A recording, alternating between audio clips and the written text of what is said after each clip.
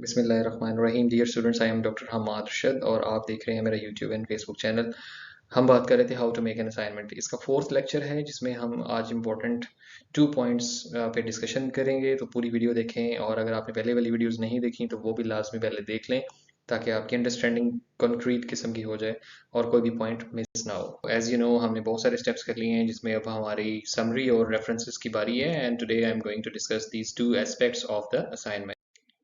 So in the summary, once you are done with the assignment, जब आप बना लेते हैं उसके बाद आपने उसे समराइज करना होता है. दिस इज इम्पोर्टेंट एसेंशियल कि आप एक समरी जो है वो अच्छे तरीके से लिख लें.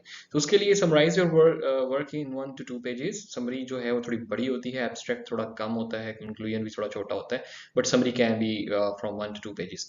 But depending upon your length of the assignment आप इसे हाफ पेज पे भी बना सकते हैं, 1 or 2 paragraphs में भी can be done, right? So these are some of the key points जिसको आपने जहन में रखना है while summarizing your assignment. Write in your own words, very important. Number 2, write according to the sections or contents of the assignment. Means आपने जिस तरह से उसका एक स्ट्रक्चर बनाया हुआ है, contents बनाए थे, आउटलाइन, उसी तरह से आपने उसको one by one few lines के अंदर जो है वो समराइज करते जाना है.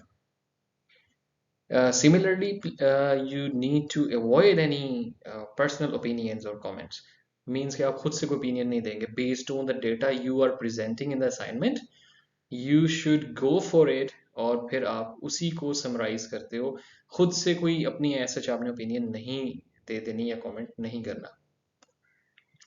And importantly, do not skip any key points or findings. Try करें कि जो main major chunk है, जो attraction है आपकी assignment की, उसको आपने इसके अंदर लाजमी लिखना है, right?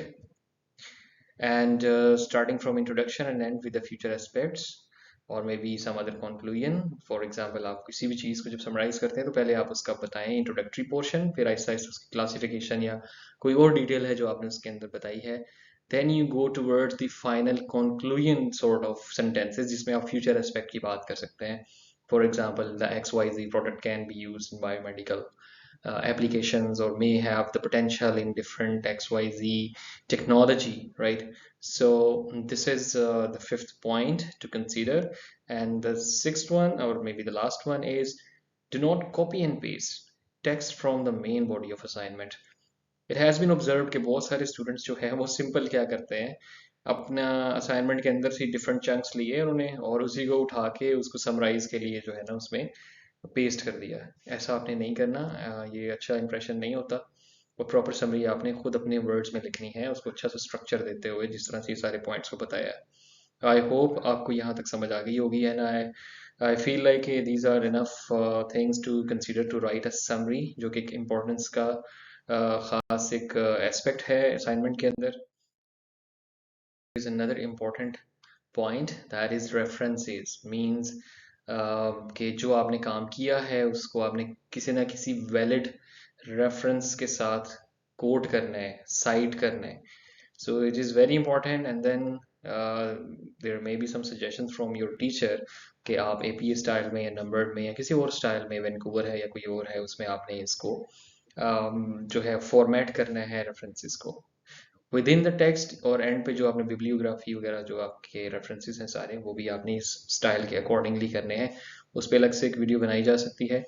But there are different software जिस तरह एंड नोट है या माइक्रोसॉफ्ट वर्ड के अंदर भी ऑप्शन है, तो वो आप वो सेट कर लेते हो and then you put the styles according to the required referencing style. उसके बाद you may also make sections for each type. For example, आपने बुक्स से डाटा लिया, आपने वेबसाइट से भी लिया, आर्टिकल से भी लिया, मे बी आपने किसी न्यूज़पेपर से भी लिया. तो अगर आप उसके सेक्शंस भी बना देते हैं, फॉर एग्जांपल आप सबसे पहले जी बुक्स, उसके नीचे रेफरेंस 1 2 3, वेबसाइट्स ली उसके नीचे 1 2 3 4, सीडीसी है, डब्ल्यूएचओ की है, एफडीए, कोई और वेबसाइट है, उसका आपने लिंक देना है.